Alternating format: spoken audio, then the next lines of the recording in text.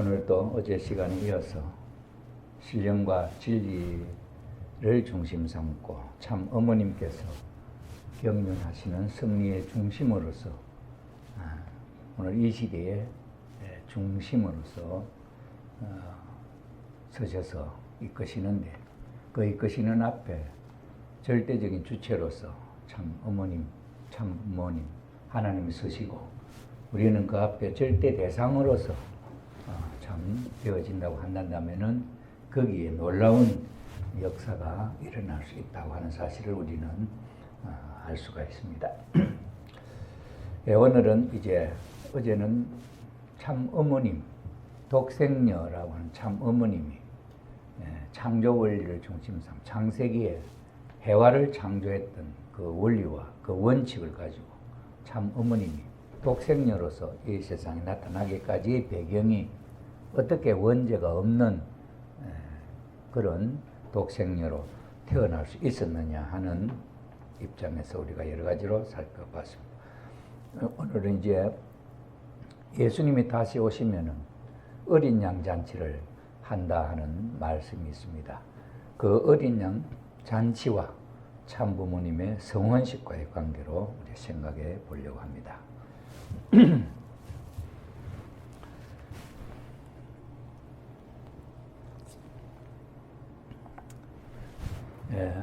복귀 섭리의 그 흐름이 어머님의 말씀에 의해서도 참 중심 인물들을 중심 삼고 하나하나 이루어진 사건들이 얼마나 어렵고 참 노심초사 하나님과 더불어서 이루어 나온 일들인가 하는 사실은 지나놓고 보면 참 기적 같은 일들로서 6,000년 동안 하늘 앞에 대적하고 굴복하지 않은 사탄이를 굴복시키는 그런 비법을 하나님이 야곱 가정을 통해서 보여주시고, 그 노정대로 모세가 걸으시고, 모세가 걸은 노정대로 예수님이 걸어가시고, 예수님이 걸어가시며 보여준 내용대로 참 부모님께서 걸어가셔서 승리적인 참 부모님이 되신 그런 노정을 우리는 봅니다. 예수님의 소원이 후해와 독생녀를 맞이해서 하나님 앞에 결혼을 해서 참된 부모의 자리에 나아가려고 했던 것이 예수님의 소원이었는데, 십자가에 달려 돌아가심으로 말미암아 그 뜻을 이루시지 못하시게 되었다. 그래서 어제 우리가 축복에 대한 내용을 우리가 살펴볼 때에 그 참 축복이 6,000년 만에 찾은 공식으로서 하나님이 또 참 아버님은 40년 생애를 통해서 싸워 승리한 터전 위에 6,000년 만에 찾은 공식이 참 성혼 축복식이었다 하는 것을 우리가 알게 되었습니다. 오늘 우리는 그렇게 이루어진 이 성혼식 맨 마지막에 어린 양 잔치로서의 성혼식이 어떤 과정을 통해서 이루어지게 되었는지를 자세히 한번 보려고 합니다.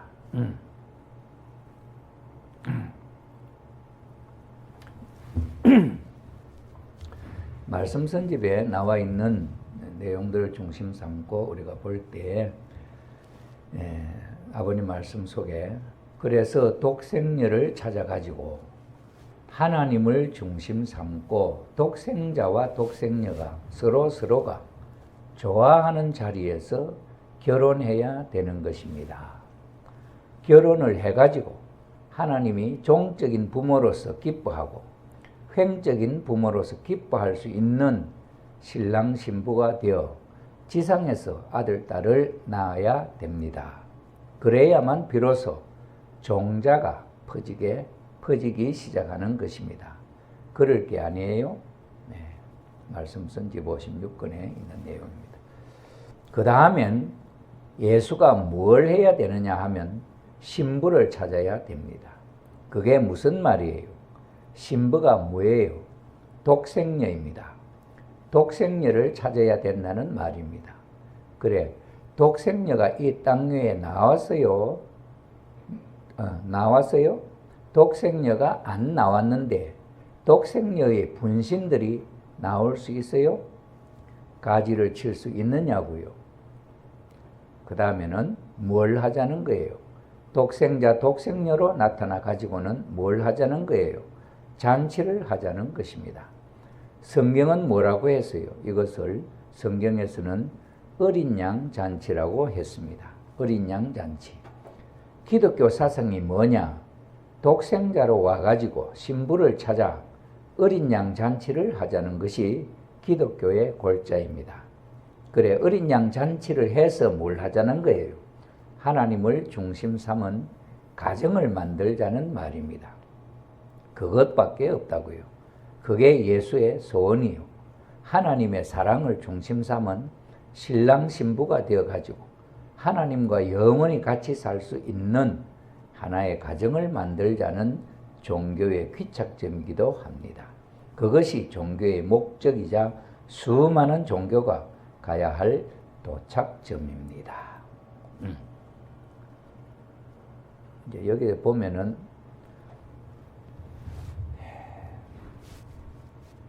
독생자, 독생녀가 서로 좋아하는 자리에서 결혼을 해야 되는 것입니다. 하는 이 내용을 놓고 요즘 우리 참 처녀 총각들 결혼할 때 참 맞추기 어려운데, 이 아버님은 연세가 40이고 또 어머님은 연세가 17살 때, 뭐 한국 나이로 한 18살 됐겠나. 17살 때 아버님을 만났습니다. 그럴 때 나이 차이가 그렇게 나는데 23세 차이가 나잖아요. 그죠? 나이 차이가 그렇게 나는데 어머님이 참 어떻게 생각을 하고 오케이 하고 아버님과 결혼을 한다고 그렇게 생각을 했을까? 이 생각 보면 참 놀라운 일이지요. 요새 우리 젊은 사람들이 그 약혼 대상자를 만날 때 참 모습을 보면은 아버님과 어머님이 어떻게 그래 참 오케이 했을까? 정말 하늘이 예비하지 않으면은 그럴 수가 없다. 근데 하늘이 예비해도 전에 그거 한번 보세요. 그 세례요한이하고 예수님과의 관계를 봐.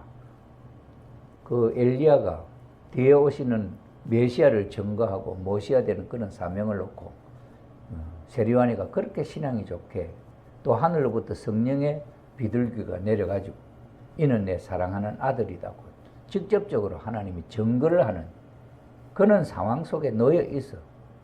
그러면 그 상황 속에 세례요한이는 뭘 해야 되느냐?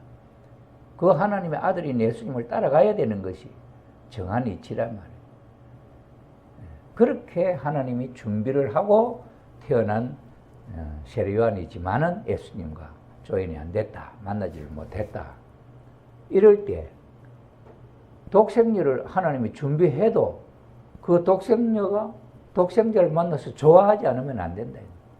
그 마음에 서로 맞아서 하겠다는 그게 공통부모가 없으면 안 된단 말이에요. 이런 면에서 볼 때 참 어머님이 정말 공적인 자기의 모든 사심을 다 비우고 완전히 무아의 경지에서 오직 하늘의 뜻을 생각하고 그렇게 했다 하는 내용의 말씀이 나중에 나오니까 우리가 다시 미리 한번 생각하면서 이 말씀들을 하나하나 보기로 하겠습니다. 예수님이 약혼식만 했지 결혼을 못했습니다. 예수님이 약혼식은 했어요. 아버님 말씀에 약혼식만 했지 결혼을 못했습니다. 마리아는 복기된 천사입니다. 예수와 복기된 해와가 하나 되는 노름을 해야 합니다. 그렇지 않겠어요? 천사와 천사장의 입장인 종들이 아담의 입장인 예수를 중심 삼고 해와의 입장인 딸을 창조했다면 그 딸은 타락하지 않은 하나님의 딸이 아니겠어요? 원칙적으로 그렇잖아요. 마리아와 요셉이 그 하나님의 딸과 예수를 축복해 주어야 합니다. 71년도 말씀. 그 독생녀의 위치를 상속하는 것으로 사가랴 가정과 같은 복잡한 탕감 과정을 거치지 않고 독생녀로서 대모님의 모태로부터 탄생. 이게 이제 세리완이가 태어나고 독생녀가 태어날 수 있는 그 섭리적인 배경은 참 복잡한 배경이었다 이거예요. 사가랴와 엘리자벳 아기를 낳을 수 없는 상황 속에 세리완이가 태어나고 그 다음에 그 후에 독생녀가 준비가 되었다 이런 말씀이죠. 그런데 그런 복잡한 과정을 거치지 않고 대모님의 모태를 통해서 어머님이 탄생할 수 있게 된 내용을 이야기하는 거죠. 어떻게 그렇게 될 수 있을까? 타락하지 않은 순수한 혈통, 사탄과 관계없는 위치에서 출생. 참 어머님은 타락하지 않은 하나님의 혈통으로 탄생하신 몸으로 장성기 완성급에서 해와의 실패를 단감복귀하시는 노정을 섭리적으로 걸으셨다. 그러니 해와가 성장기간의 소생기 7년, 장성기 7년 위치를 14죠. 그 다음에 14, 15, 16, 17.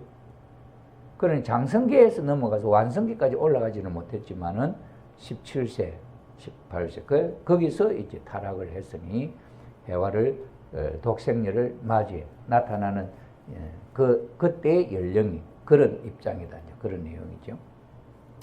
자, 독생녀의 위치를 한번 보면은 하나님의 독생자 예수님이 이 땅 위에 오셔서 만일 죽지 않았으면 어떻게 되었겠어요? 예수가 독생자라 하였으니 하나님은 그 앞에 독생녀도 보내셨을 것입니다. 1959년도 하신 말씀. 만일에 예수님이 하나님의 독생자로서 독생녀를 만나가지고 결혼식을 한다면 그 결혼식 주례는 누가 해줄까요? 틀림없이 하나님이 주례를 해주신다고요. 그게 어린 양 잔치다 말이죠. 69년도에 5월달 하신 말씀이네요. 참 어머님 말씀에 예수 그리스도도 탄생하기까지 얼마나 힘들었나. 그 단감복귀 섭리가 아까 우리 처음에 보였던 그 복귀 섭리, 혈통 복귀 섭리에 아브라함, 이삭, 야곱을 거쳐서 쭉 태어난 그 과정에 얼마나 힘들었나. 독생자 예수 그리스도도 그렇다면은 창조가 그렇지 않은데 독생자만 탄생시켰겠어요? 시켰겠었느냐? 독생녀의 자리가 있었다는 얘기입니다. 그렇기 때문에 참 부모경에 어느 정도 밝혔는지 모르지만 독생녀는 2000년 전 독생자가 탄생한 그 자리에 있었기 때문에 사탄과는 관계없는 자리에서 출생했다. 아시겠어요? 이게 어머님의 말씀이에요. 어머님. 독생녀의 위치에 대한 말씀. 그럼 우리는 어머님께서 이렇게 하시는 말씀을 구체적으로 하는 이야기를 그 전에 아버님 계실 때는 저렇게 독자적으로 어머님이 마음속에 하시고 싶었던 말을 할 수 있는 때가 아니었다. 그래 50년 만에 아버님 만나고 50년 만에 당신이 이제 하고 싶은 말을 하시는데 독생녀에 대한 이야기를 하시는 거 보면은 예수님이 복귀되는 그 섭리적인 혈통 복귀하는 그 섭리적인 노정이 얼마나 어려웠냐. 다말을 통하고 사라와 벨에서 그 다음에는 유다 다말을 통해서 마리아, 요셉과 마리아를 통해서 예수님이 태어난 그 하나하나 노정이 여자들이 전부 다 한 여자가 아니야. 각각 여자가 다른데 그때 부분으로 그 당시에서는 정말 목숨을 걸고 해냈던 일들이란 말이에요. 그렇게 어렵게 복귀 섭리를 통해서 예수가 태어났는데 예수가 태어나는 그 탄감 조건, 그런 조건과 마찬가지로 독생녀도 그 자리에서 태어날 수 있는 조건이었고 그 자리에 있었다. 이걸 아시는 어머님이란 말이에요. 그리고 어머님 이 말씀이 신령한 말씀이에요. 그 말씀이 진리의 말씀이다. 이거지. 오늘날 우리는 참 어머님께서 그래 어제도 우리 세미나를 하면서 그저께 그래 어머님도 그렇게 생이지지 태어날 때부터 그렇게 잘 아시는 분이냐.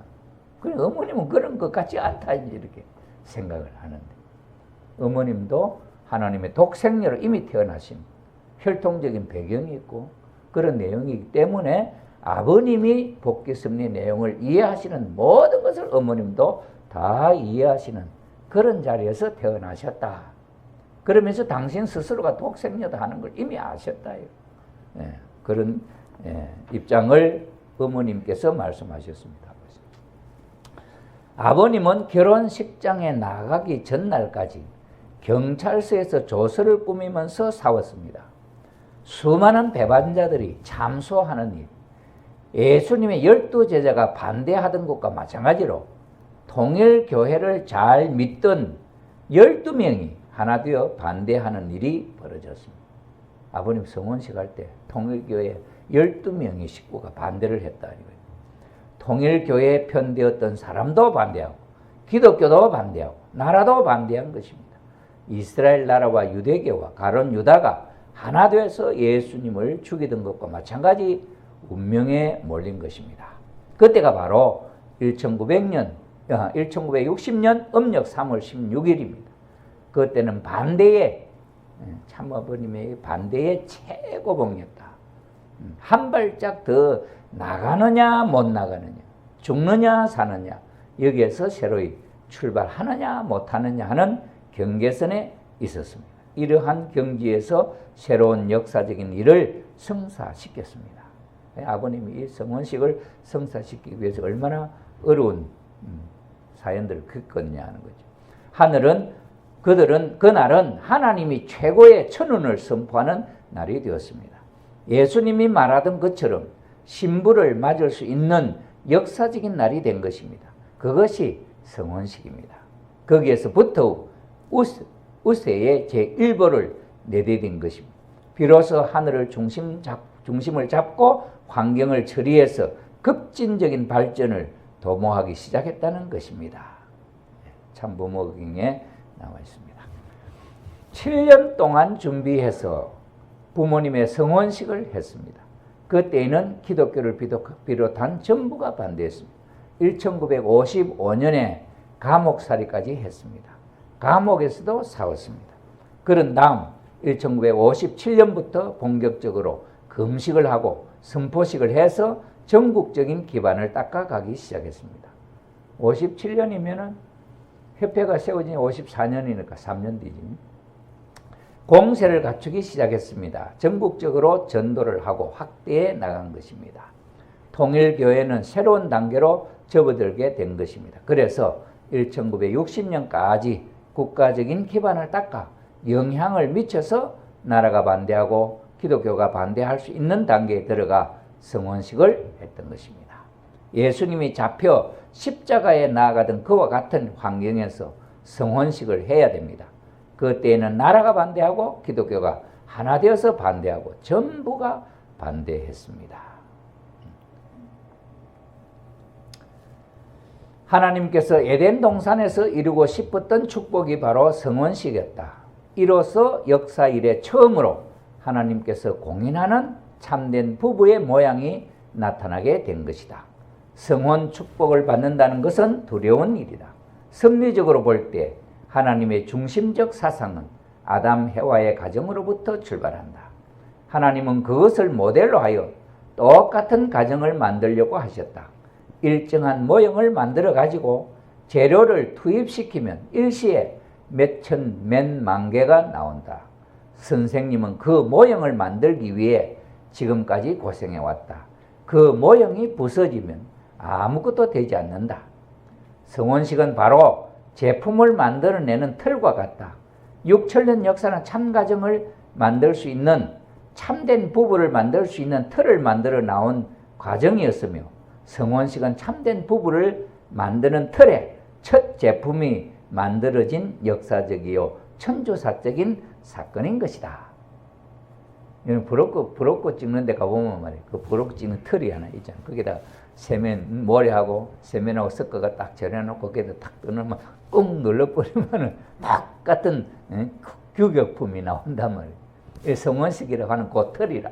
그 틀에 재료만 넣으면 재료는 뭐예요? 남자, 여자 조건에 하늘을 중심으로 그 조건에 딱 맞는 사람 세워놓고 축복하면 똑같은 제품이 나오네.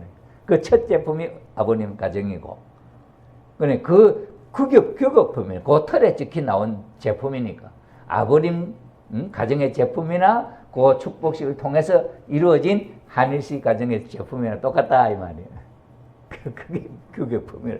그 틀 하나 만들려고 하나님은 6천년 걸렸고 아버님의 생애 40년 생애를 싸워 승리한 터전 위에 찾아진 공식이다. 최석씨 가정도 똑같은 제품이야. 합격 제품이 나오는 거야. 히로코 씨하고 재석 씨하고 오케이? 오케이. 그 오케이 안 하면 안 돼. 하는 거지. 그 조건은 여러분이 한 거고. 그래가지고는 오케이 어때? 하나님이 축복 가정 봉헌식을 딱 했다. 그건 똑같은 거지. 그래서 이 틀 하나가 그렇게 중요한 이 틀을 못 만들도록 하나를 사탄이는 반대를 해왔다. 참 어렵죠. 이로 말미암아 하나님 가정이 생겼고 하나님을 닮은 부부가 생겼으며 하나님과 같은 참 부모가 생겨난 것이다. 참된 자녀가 생겨난 것이다. 참된 남편과 참된 아내도 생겨난 것이다. 하나님의 종적 섭리의 소원이 이루어졌으니 이것이 바로 하나님의 날이라는 경축의 날인 것이다. 하나님 같은 부부가 되고 부모가 되었다는 선포의 날인 것이다.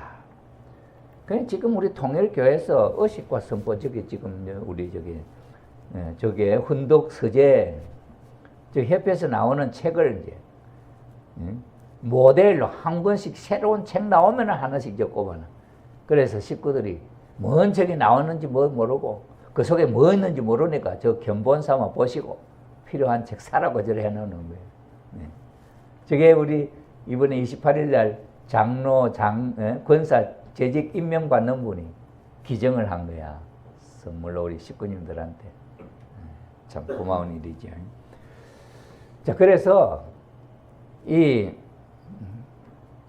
참 부모님에 의해서 생겨난 이 축복식, 성혼식, 그러니 어린 양 잔치라고 하는 게 얼마나 소원이었냐. 예수님이 당신이 하나님에 태어나가지고 그걸 하려고 그 눈앞에 그게 한 발 더 나가면 이루어지느냐 못 이루어지느냐 그 싸움을 17살 때부터 30살 때까지 싸워 노력을 했어. 그게 안 이루어지니까 예수님이 돌아가신 거예요.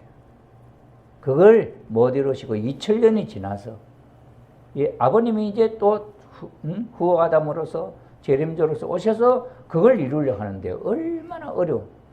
그 성혼식을 하는 그 전날도 경찰서에 잡혀가 불려가서 조서를 쓰고 어려운 그런 상황이었다. 참 어렵죠. 1960년에 있었던 선생님의 성혼식의 배경에는 아담 이후 예수님 때까지 4000년 기간과 예수님으로부터 오늘에 이르기까지 2000년이라는 역사의 과정에 있었던 모든 내용을 탕감 조건을 세워 해결하지 않으면 안 되는 내용이 있었습니다. 근데 이거는 이렇게 해놨는데 요게 1대1 탕감 조건이라는 게 중심 인물은 아담과 해와가 잘못했던 그 내용을 그대로 한 가지 다 찾아 세워야 된다. 이런 면에서 저 책 보면은 의식 선포 그거 보면은 책이 5권 속에 60년 성혼식으로부터 천일국 기원절 이게 세워지기까지 하나 그 조건적인 행사의 선포 내용이 다 돼 있는 거예요. 그러니 이걸 다 찾아 세웠다는 거예요. 참부모님이. 놀라운 일이죠. 그 행사는 세계적이며 천주적인 큰 의미를 지니고 있는데도 불구하고 현실적으로는 얼마 안 되는 사람들에 의해서 이루어졌습니다. 만일 기독교 기반이 아버님을 메시아로 모셨으면 얼마나 세계적인 천주적인 참 기쁨의 큰 잔치였겠지. 그것을 준비하기 위한 기간이었던 1953년부터 60년까지의 기간은 상상할 수 없는 박해의 시기였습니다. 그 기간에는 적어도 360만 명이 넘는 사람이 반대했고 3개 이상의 교파와 국가 정권이 박해를 가해왔습니다. 그런 상황 속에서 탕감 조건을 세워 승리의 깃발을 세운 것이 1960년에 있었던 선생님의 성혼식이었습니다. 그날이 통일교회의 운명을 결정한 최초의 날이었습니다. 53년부터 60년까지 7년 동안 기독교 기반이 있었으면 이게 필요 없죠. 그 기독교 지도자 중심 삼고 이루어졌을 건데 그 기독교 기반이 무너졌는데 아버님은 7년 만에 그 성혼식을 할 수 있는 기반을 닦았다는 게 또 놀라운 일이지. 그 기반을 함께 아버님과 함께 닦은 사람들이 오늘 여러분, 우리 통일교인이, 우리 통일교 선배님들이다. 그런 면에서 볼 때 우리는 비록 우리의 모습은 지금 세상 사람이 볼 때는 좀 어줍잖아 보인다 할지라 하나님이 볼 때는 놀라운 정말 천일국을 창건할 수 있는 그런 역사적인 기적을 만든 우리들이다. 이렇게 생각해요. 우리 스스로가 그렇게 가치를 부여해야 됩니다. 참부모님 가약식과 성혼식, 참어머님 간택의 과정과 기준, 12개 그룹에서 신부를 준비했다. 80대 노인으로부터 70대, 60대, 50대, 40대, 30대, 20대, 10대까지 3대 재림신앙을 상속받아 어머님의 위치는 그렇지. 김성도, 성주교, 허호빈, 복중교, 홍순의 대모님 거쳐서 그 다음에 3대에 걸친 동료 집안의 조은모 할머니, 그 다음에 홍순의 대모님, 한학자 어머니. 간택의 기준은 절대신앙, 절대사랑, 절대복종이다. 그래서 80대로부터 10대까지 처녀들은 모두가 참 어머님으로 간택될 대상이었다. 그래서 신부 간택은 공정한 경쟁을 통해서 이루어졌다. 12살부터 80살까지 여자는 전부 다 어머님의 후보자였다고요. 하나님은 평등합니다. 여자들이 그것을 하려 왔기 때문에 누구든지 후보자로서 출마할 수 있는 거라고요. 그러나 출마해서 낙제했을 때는 자격은 없어진다고요. 여기에 자격이 필요합니다. 이렇게 되는 것은 힘들다고요. 자, 어머니를 모신 것은 해방 후 14년 만인 1960년입니다. 해방으로부터 14년 뒤. 왜 14년 만이냐? 인간 시조가 장성기 완성급에서 타락했기 때문에 탄감복귀 원칙에 의해 14년의 핍박 노정에서 한국에 착륙해 통일교회라는 재단을 만들어 기독교와 대한민국과 싸우면서 어머니를 세웠습니다. 어머니를 세운 거기에서부터 비로소 지상에 착륙하는 것입니다. 어머니를 세우기 위해서 아담 시대로부터 노아 시대 아브라함 이후에 성리사적으로 문제되었던 것들의 탕감 조건을 세웠습니다. 그래서 14년 만에 어머니를 택할 때는 예수님이 십자가에 돌아가던 그때와 마찬가지 입장입니다. 다시 말하면 대한민국이 유대나라와 마찬가지라는 것입니다. 유대나라를 중심 삼고 볼 때 기독교는 유대교와 마찬가지 입장이고 통일교회는 그때 예수님과 기독교와 마찬가지 입장입니다. 나라와 교회로부터 핍박을 받고 십자가를 졌으니 그와 똑같은 환경에서 싸워서 이겨야 됩니다. 탄감복귀해야 됩니다. 그럼 유대교가 예수님을 불신하고 그 다음에 그로부터 예수님이 광야에 나가면 전도하고 했잖아요. 그래가지고 30세에 이제 결혼을 하려고 하는 마지막 때 33세에 돌아가셨습니다만은 그때 그 기독교 터전이 예수님을 결혼 못 시켰다 이거죠. 그죠? 그럼 여기 아버님 말씀에서 보면은 우리 한국은 유대나라와 같고 그 다음에 기독교는 유대와 같고 통일교회는 예수를 따르던 새로운 그 무리들과 같다는 말이죠. 근데 그 새로운 무리, 예수님을 따르던 새로운 무리는 예수님을 결혼 못 시켰고 기독교는 무너졌지만은 통일교회가 참부모님 오신 그 통일교회가 참부모님을 성혼식을 성사시켰다. 이게 참 귀하죠. 그런 입장에서 우리가 생각해 보면은 참 귀한 이야기다 하는 거죠. 나는 성혼식 한 달 전에 어머님 이야기입니다. 아버님께서 몽시에 나타나셨고 하늘로부터 특별한 계시를 받았습니다. 그날이 가까워졌으니 준비해라. 하나님 그런 계시를 어머님 주시더라는 거죠. 석 달 전에, 한 달 전에.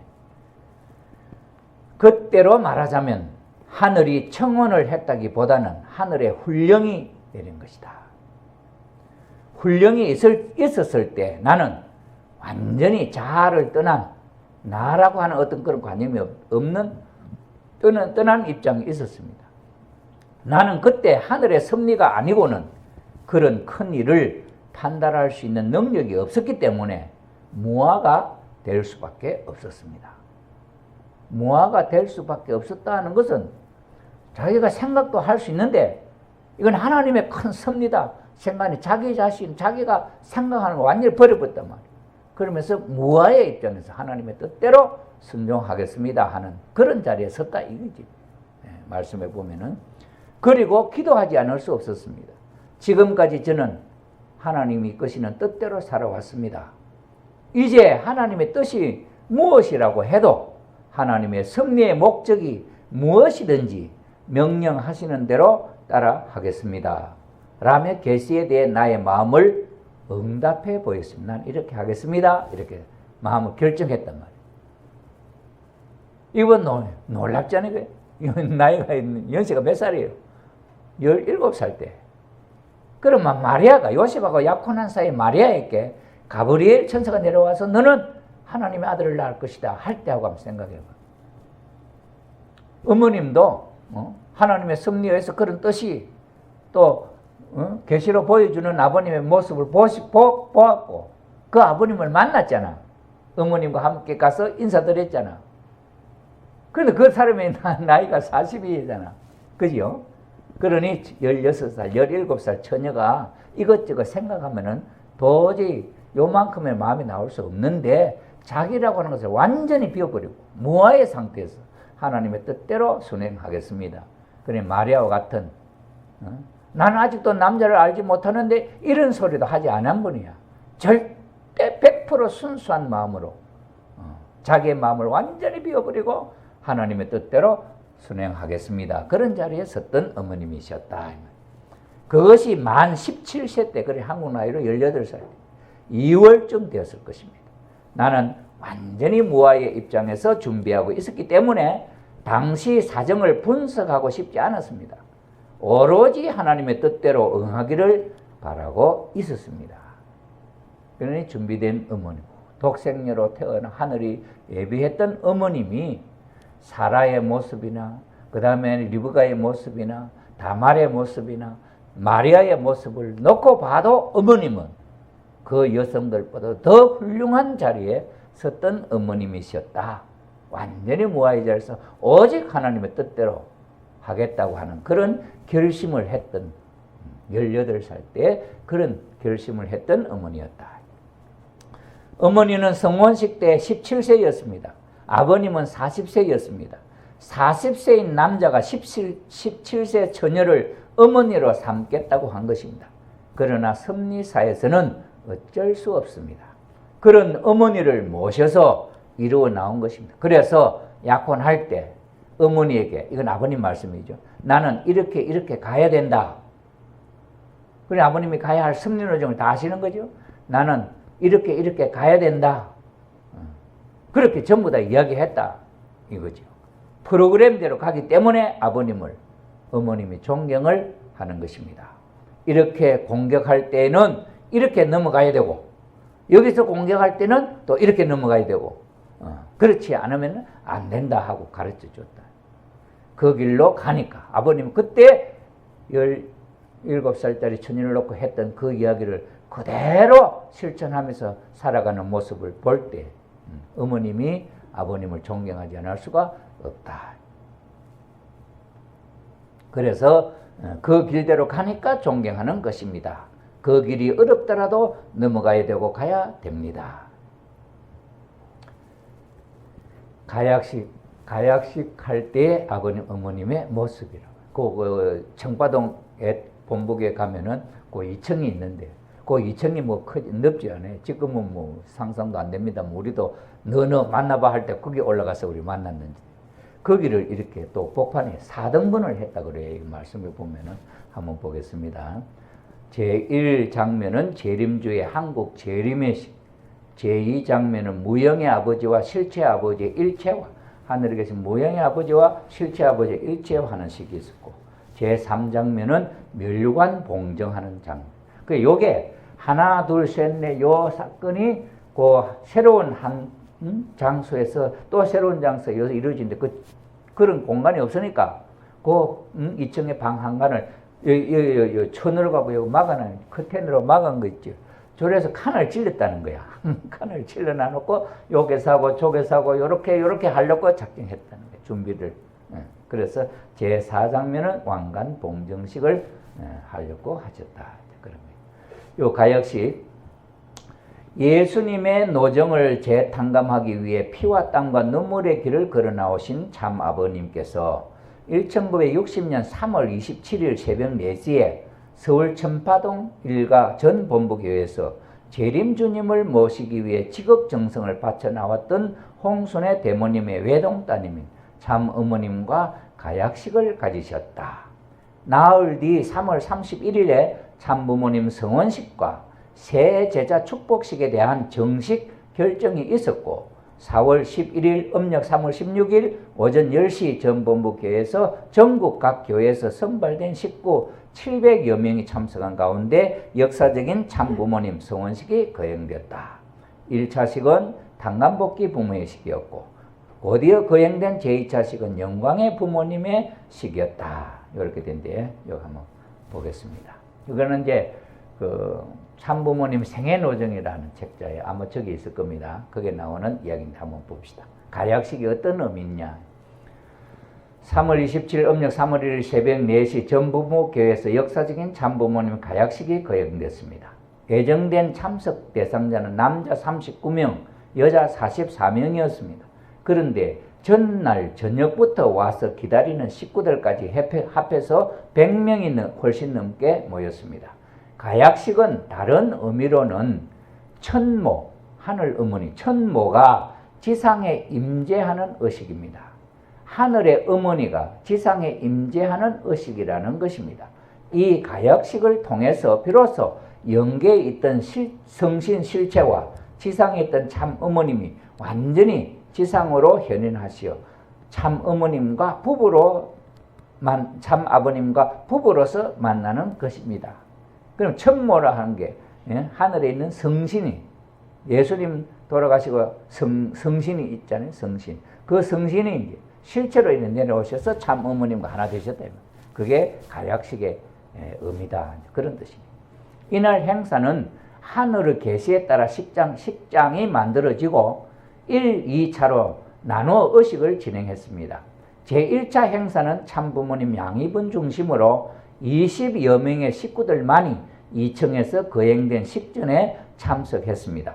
제1차 행사는 4장면으로 진행하기 위해 사전에 2층 북쪽을 4칸으로 막았습니다. 4칸으로 아까 막았다는 거죠.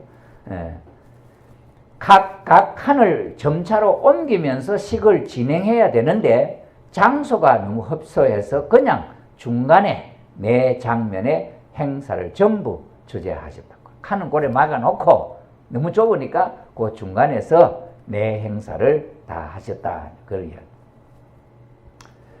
1장면은 한국 재림에 관한 의식이었습니다. 제2장면은 무형의 아버지와 실체 아버지의 일체화에 관한 의식이었습니다. 제3장면은 멸류관 봉정 의식이었습니다. 제4장면은 왕관 봉정 의식이었습니다. 제2차 행사는 참 아버님 말씀에 따라 아래층에서 기다리고 있던 전체 참석자들이 다 올라와 참관했습니다. 별도 식순 없이 모두 27부문 대표가 차례대로 경배하고 예물을 봉헌하는 것으로 진행되었습니다. 마지막으로 참 아버님께서 축도하시고 폐회했습니다. 이듬해 가약 기념일에 그날 가약식을 했던 기념일에 부모의 날로 그날을 기념하게 되었다. 그리고 94년부터 참부모의 날로 경축하고 있습니다. 그때 사진 모습입니다. 그 다음에 요 1차, 2차, 3차 시계 사진들. 그 다음에 이제 3대 천사장 제자, 새 제자 복귀 시계. 이게 잘 안 보이면 요 앞쪽에 불 하나 꺼버리면, 그 뒤에 그 불 하나 꺼봐. 맨 앞에, 됐어. 제1가정, 2가정, 3가정, 제1가정은 세 가정인데 요 3제자. 김원필 정다록 가정 1가정, 그 다음에 유효원 사길자 가정이 2가정, 김영희 정대화 가정이 3가정. 그래서 3가정이 성혼식, 약혼식을 하고 축복식을 받습니다. 1960년 3월 26일 참부모님 가약식 전날이라네요. 이제 그 세 분들의 그 복귀 의미 봅시다. 3가정 약혼식은 참 아버님과 참 어머님의 성혼식을 위해 반드시 치러야 할 전제 조건이었습니다. 참 부모님께서는 아담이 잃어버린 3대 천사를 대신해서 새 제자를 복귀해야 참 부모 입장에 설 수 있는 것입니다. 아담을 지을 때 새 천사장 지어놓고 아담을 지었거든요. 그처럼 이제 아담이 참부모님이 축복 자리에 올라가려면 새 천사장을 대표하는 인물이 있어요. 그분이 새 가정들이다 이 말이에요. 그래서 예수님에게도 베드로, 요한, 야고보의 새 제자가 꼭 필요했던 것입니다. 제3차 아담이신 참 아버님께서도 새 천사장, 새 제자, 새 자녀의 입장을 복귀해 했던 것입니다. 그래서 가약식 전날에 이 새 가정을 세우시고 약혼식을 하셨습니다. 참 부모님을 중심으로 세운 새 자녀가 하나님의 이상권에 섰다고 하는 조건을 세운 것입니다. 이 새 가정은 참 아버님과 참 어머님 앞에 새 천사장이자 새 제자이자 새 자녀를 복귀한 입장에 서게 됐습니다. 새 자녀를 복귀함으로써 승리의 기반을 세운 것입니다. 아버님, 신랑, 신부, 어머님, 하늘의 신부, 신랑 신부의 사진이죠. 참 어머님 성혼식 때 사진이에요. 성혼식을 하고 성년 분배를 했다고 합니다. 네, 참부모님 성혼식 4월 11일이고 음력으로는 3월 16일 14년 노정의 기반 위에, 그 다음에 새가정 약혼식의 기반과 축복식 위에, 그 다음에 성혼식은 요한계시록의 어린 양 잔치, 제1차식은 단간복귀 부모의 식이고 제2차식은 영광의 부모의 식이다. 메시아는 성혼하면, 메시아는 결혼하면 하나님의 직접 주관권에 들어간다. 그래요. 참부모님 성혼식, 가약식이 있은 15일 후 부모님 성혼식이 있었습니다. 성혼식은 단간복귀 부모의 식과 영광의 부모의 식 순으로 진행되었습니다. 제1차식에는 각 12명씩 양옆으로 들러리가 섰습니다.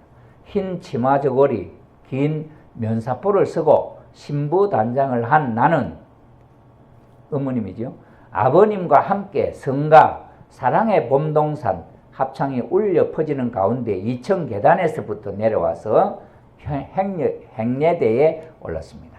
아버님의 기도와 선포에 이어 대표 식구의 송사와 송시 봉독이 이어졌습니다.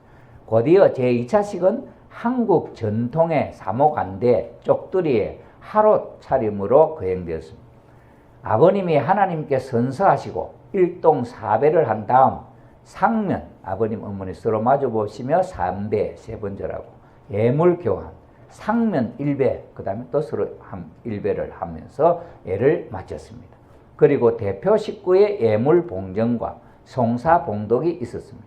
이어서 아버님께서는 하나님 앞에 선서하신 뒤 참석자들을 위해 손을 들어 축복 기도를 베풀어 주심으로써 역사적인 모든 행사가 마무리되었습니다. 성혼식 참 간단하죠. 그리고 하늘의 계시에 따라 성혼식 상이 준비되었습니다. 성혼식 상 40종류로 차려진 잔치상이 단상에 크게 마련되었습니다. 그 어떤 음식이 40가지 올랐나요? 아버님께서는 나와 겸상하시어 큰 상 앞에서 진지를 드셨습니다. 그리고 적석에서 경축 피로연이 이어졌습니다. 관복과 하롯을 벗고 한복 차림으로 아버님과 함께 흥겹게 춤을 추었습니다. 아버님께서 먼저 노래를 하신 후 나에게도 청하셨습니다. 그리고 식구들도 지명하셔서 함께 노래를 불렀습니다. 인류의 첫 참부모로 등극하게 되는 성혼식은 그 의의와 가치로 보아 만민이 경하와 찬양과 영광과 송영을 올려야 할 섭리적 예식이었으나 검소하게 치러졌습니다. 그 다음에 이제 아버님의 축도, 하늘이여 승리의 깃발을 올리시옵고 땅이여 환희의 보답을 아버지 앞에 드리시옵소서. 영광 영광 무한한 영광 천지가 합하여 기쁨을 올려드릴 수 있는 이 시간인 것을 알고 있사오니 길이길이 후대 만상까지 이 기쁨의 시간을 간직하게 하시옵소서. 아버지 북을 쳐서 사탄 세계를 향하여 진군하여 아버지의 자녀들을 어서속히 복귀의 용자로 세우시기 위해 있는 피살을 다 기울이는 저희가 되게 하시옵고 맹세하는 저희가 되게 허락하여 주시옵기를 간절히 바라옵고 원하옵나이다. 이날 세우신 딸을 받으시옵고 승리의 월계관을 씌우시어서 한스러웠던 모든 것을 끊을 수 있는 딸이 되게 허락하여 주시옵소서. 오늘 성원식이 있기까지 준비해 나오시는 하나님의 심정을 무엇으로도 형용할 수 없습니다.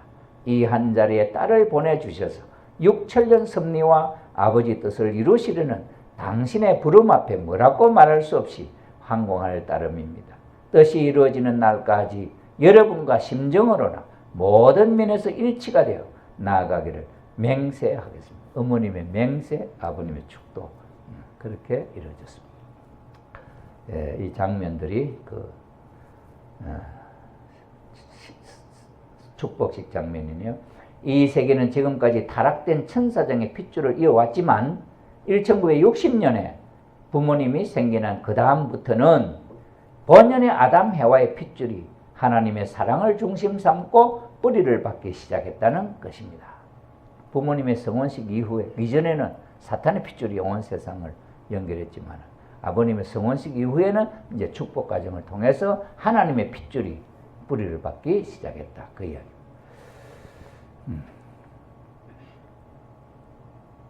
성혼식 직후에 어머님의 결심입니다. 어머님이 결심했던 내용. 그때 어머님 나이가 몇이에요? 18살 때죠. 우리 한국 나이로. 봅시다. 1. 탕감복귀는 내 당내에 끝내겠다. 얼마나 당찹니까? 17살, 18살짜리 소녀가 이야, 참 얼마나 대단합니까? 하나님을 반드시 해방하겠다. 이게 어머님의 결심입니다. 그 다음에 12명의 자녀를 반드시 낳겠다. 참 아버님을 만나기 전에 이해하고 있었다. 이걸 이해하고 있었다는. 그래 독생녀가 맞습니까? 안 맞습니까? 하나님이 처음부터 준비한 독생. 하나님이 처음부터 하나님의 사탄 세계와는 전혀 혈통적 관계가 없는 하나님의 씨로서 태어난 독생녀다. 그 이야기죠. 참 어머님의 사명. 어머니는 20년간에 12명 이상의 아들, 딸을 낳아서 야곱 가정을 완전히 탕감복귀하지 않으면 안 됩니다. 혼자서. 야곱은 이 네 부인을 통해서 했잖아요. 어머님은 혼자서. 예수님의 12제자가 모두 하나 되지 못하고 어떻게 했습니까? 결국 예수님을 팔아버렸습니다. 별개의 종족으로 묶어진 형제권이 문제였다. 그 12제자들은 전부 다 각각 부모가 다른 자식들 아니에요? 그러니 혈통이 전 다른 12자식 모아놓으니까 하나도 믿을 놈 없다 이 말이에요. 그 다음에 야곱이 12자식 네 부인으로 태어나서 이것도 안 된다 이 말이에요. 그래서 어머님은 한 어머님이 12명의 자식을 꼭 낳겠다 이렇게 다짐한 어머니의 마음이 거기에 담겨지죠. 야곱 가정에는 네 여자를 통해 낳은 12아들, 딸을 가졌기 때문에 문제가 되었습니다. 그 문제를 극복하기 위해서는 20년 이내에 12명 이상의 아들, 딸을 낳지 않으면 어머니의 사명이 불가능하게 됩니다. 그런 면에서 볼 때 20세가 넘으면 어머니가 될 수 없습니다. 만 18세까지입니다. 한국 나이로는 19세까지입니다. 그래서 40세 아버님이 17세의 어머니와 결혼한 것입니다. 아버님이 16세 때 모든 것을 결심하고 나선 것처럼 여자도 16세를 넘어 그 기준에 맞추지 않으면 여성의 해방권을 연결할 길이 없습니다. 그래 아버님 16살 때 예수님 만나서 메시아 길을 다 확신했잖아요. 그죠? 어머님은 이제 아버님 앞에 아버님 남편을 만나는데 16, 7살 그때 하지 않으면 안 된다. 그 이야기죠. 그래서 성리적으로 얼마나 여기 빈틈없이 다 그게 짜여 있냐 이거예요. 그래 이게 아무나 재림조 하겠습니까? 참 하나님이 최종적으로 준비하신 독생녀 참어머니. 왜 성혼 앞둔 1959년부터 독생녀라는 말을 쓰셨을까? 아버님 59년부터 독생녀라는 말을 썼다고요. 원리적으로 참어머니는 사탄으로부터 다시 빼앗았다는 형태를 취한 성혼 전 신부를 선택한다. 성혼 후 타락하지 않은 혈통, 사탄의 참소를 넘어설 수 있는 혈통, 3대의 동료, 10대 친척이 있어서는 안 된다. 같은 탄생일, 아버님 어머니도 같은 탄생일. 성진님 어머니와 희진님 어머니도 준비된 독생녀의 후보였다. 성진 어머니가 해와의 입장이고 희진이 어머니는 마리아 입장입니다. 이래가지고 비로소 종적인 역사를 횡적으로 탕감하게 되었습니다. 6천년의 역사 가운데 아담, 예수, 재림주 시대에는 탕감이 벌어지게 되었습니다. 사랑하는 해와 마리아와 예수님을 잃은 하나님의 심정을 체결하는 노정. 사랑하는 해와를 하나님이 잃어버리고 마리아와 예수님을 잃어버린 하나님의 가족을 잃어버린 하나님의 심정. 이걸 채우라는 게 성진님과 아버님 헤어지기 원치 않는데 가족이 헤어지게 만들었다. 채식가 처갓집에서. 그러니 그 고통을 느끼면서 다시는 하나님 가정이 깨어지지 않는 그런 가정을 만들어야 되겠다 작정을 하시는 계기가 되었다고 그래요. 그 다음에는 우리 여기 식구님들도 아버님 이게 유튜브나 이런 데 올라오는데 아버님의 여자가 많다 이렇다 이러다가 시험 걸리는 사람이 많아. 그런 사람들. 2세들도 있고. 그 내가 알바니아 갔을 때 2세 한 사람이 이 문제에 걸려서 아버님이 여자가 많다 성진님 어머니 희진 어머니 뭐저고 이러니까 도대체 참부모가 우리 보고는 이혼도 하지 말고 말이야 이렇게 살아라 했는데 어찌 아버님은 이렇게 여자가 이렇게 많냐 도저히 믿을 수가 없다 이래. 자기가 믿어서 어떻게 되는지 모르지만 그래서 내가 이야기를 했어요.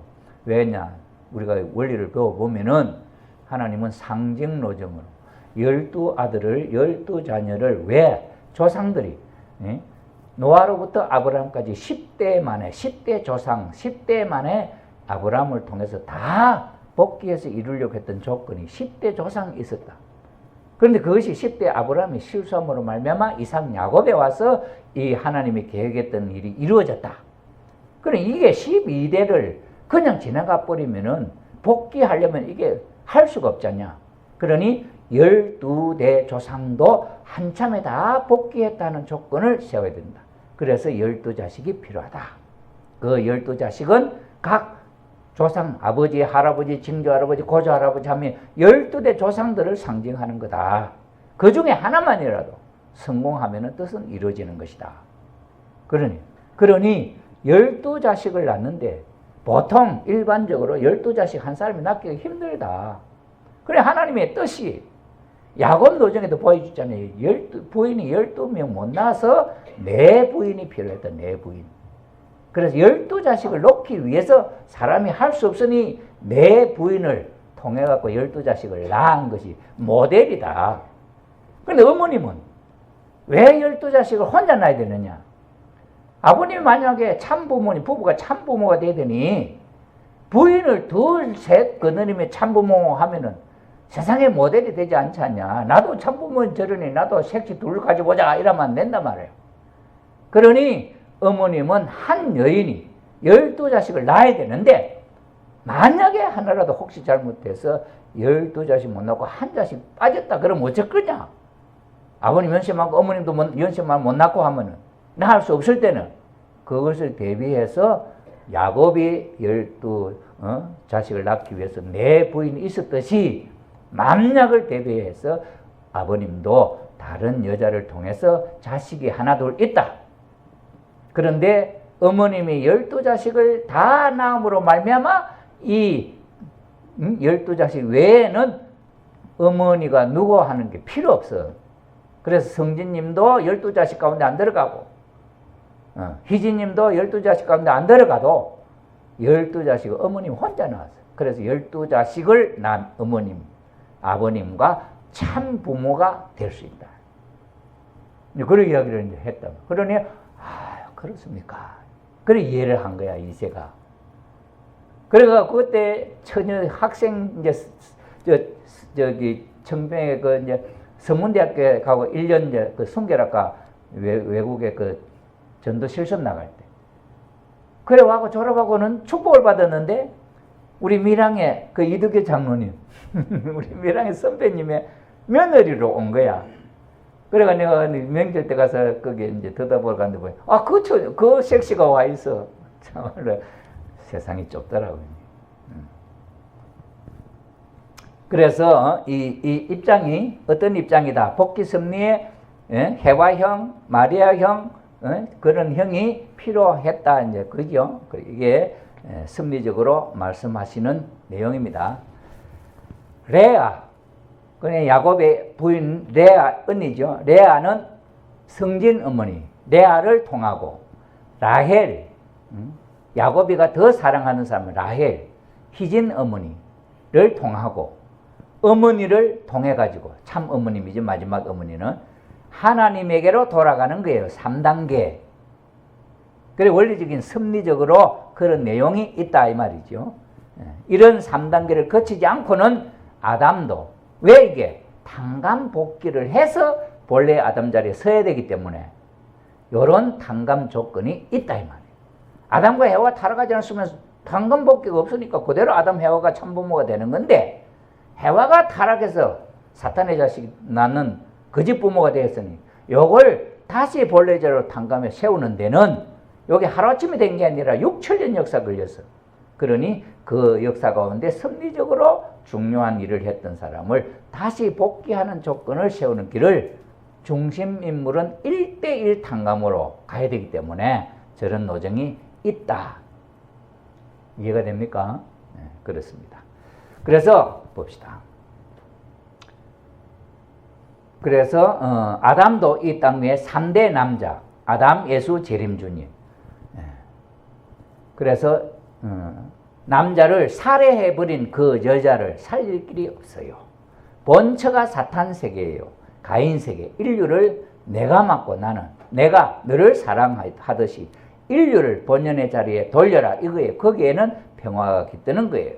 다들 생각해야 돼요. 제1 사랑하던 사람을 첫사랑의 사람을 주고 둘째 사랑을 찾아가서 첫사랑의 자리를 본연의 자리로 자리 잡아주면 평화가 되는 거예요. 그래 선생님이 이혼 안 할 수 없는 환경에 몰려서 이혼을 했다고요. 하나님의 뜻이에요. 가정을 파탄시키는 그 슬픔을 알므로 말미암아 하나님을 동정할 수 있었던 거예요. 하나님의 가정이 깨어졌던 그 하나님을 내가 가정 깨어져 보니까 하나님의 마음을 위로할 수 있게 되었다. 그 이야기입니다. 성원 후 7년 노정의 섭리적인 의의는 장성기 완성급에서 완성권으로 넘어가는 기간이고 탕감복귀 노정 기간, 절대신앙, 절대사랑, 절대복종의 탕감노정 기간이고 가정적 완성 기반을 넘어가는 기간이고 4대 명절을 찾아 세우는 기간이고 그 4대 명절이 참부모의 날, 참자녀의 날, 만물의 날, 하나님의 날 이것이 7년 노정에 찾아 세워진 기간이다. 참 어머님의 7년 노정은 여자로서 성리의 기반과 가정적 기반을 닦는 기간이고 홍순의 대모님은 3년간의 정문 출입을 금지해요. 바로 앞문으로 뒷문으로 들어와서 딸 잠깐 만나고 가고 그런 식으로 했다는 거예요. 그 다음에 성혼 축복식 이후에 3년간은 아버님하고 함께 한 집에 살지 못하고 식구 집에 가서 살았어. 3년 동안. 김민철 가정에서 기거하셨고 이후 4년간 아버님과 같은 집에서 기거하지만 다른 방에서 생활을 했다. 아버님 이 방, 어머님은 저 방, 한 집에 살더라도 그랬다는 거예요. 그 다음에 어머님이 돈 쓰는데 10달러, 10달러면 만 원이에요, 만 원. 만 원 이상은 아버님 앞에 허락을 받고 써야 돼. 쉽지 않죠. 7년 노정을 성량으로 말미암아 하나님의 날 재정과 참부모 이름으로 기도하는 시대가 됐다. 7년 노정의 성리권을 종족적 메시아로 상속해 줬다.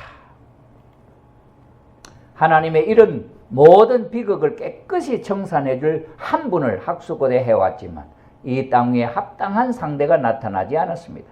만일 그런 사람이 나타나서 참부모의 자리에만 설 수 있었더라면 하나님은 꿈에라도 현몽하여 헬리콥터로 태양을 운반하고 달을 옮겼으라도 공중에서 기쁨의 번개를 만들고 환희의 천둥을 울리고 싶었을 것입니다.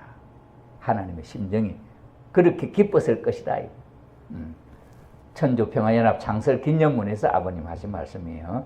하나님의 이상가정과 평화세계 모델 하는 말씀 속에 있습니다. 헬리콥터로 태양을 운반하고 잔치를 벌리고 싶으신 하늘 부모님의 기쁘신 마음의 표현은 참부모님을 찾은 기쁨을 표현하신 것이다. 6천년 역사를 통해서 그 참부모 하나를 찾기 위해서 얼마나 고생하셨느냐. 그런 소망과 그런 참부모가 에덴 동산에 이루어졌으면 더 슬픔도 없이 기뻤을 텐데 타락으로 말미암아 6천년을 고생하면서 찾은 그날이 얼마나 더 기쁜 거예요. 그러니 태양을 운반하고 달을 운반하고 막 번개를 치며 하늘이 축제를 하고 싶었던 그런 심정이 하나님의 심정이었다 하는 거예요. 이런 터전 위에 이루어진 성혼식이 참부모님의 결혼식이 이런 귀한 가치를 갖고 있는 축복이었다 하는 겁니다. 참 얼마나 귀한 뜻이 그 속에 숨겨져 있습니까? 그지? 복귀 섭리라고 하는 게 내가 독생녀다 말만 한다고 되는 게 아니고 그 다음에 내가 참부모다 그 쉽게 되는 게 아니에요. 이런 사탄에게 잃어버렸던 큰 모든 조건 하나하나를 다 찾아서 하늘 앞에 원상태로 돌려놓고 그 다음에 그런 상태를 할지라도 고생한 게 하나님의 기억되면은 아담 생각나서 안 된대. 그러니 이 아버님의 승리한 이 내용이 너무너무 좋아가지고 아담 지었던 것도 잊어버리고 하나님이 그런 하나님으로 만들어 드리고 싶었던 참부모님. 그래서 하나님이 6천년 전 이야기는 완전히 잊어버리고 참부모님으로부터 지금 시작돼 이것이 이제 지금 창조를 끝내고 시작하는 기쁨과 같은 그런 마음으로 돌려드리고 싶은 심정으로 사신 분이 참부모님이셨다 하는 거죠. 그러니 이런 우리 참부모님의 심정적 내용을 우리가 들음으로 우리도 그 아버지를 그 부모님을 닮아야 되겠구나. 그 부모님의 자식이다 하는 자부심과 그런 자랑의 마음을 마음속에 가져야 되겠다. 이렇게 생각이 됩니다. 우리 기도 드리겠습니다.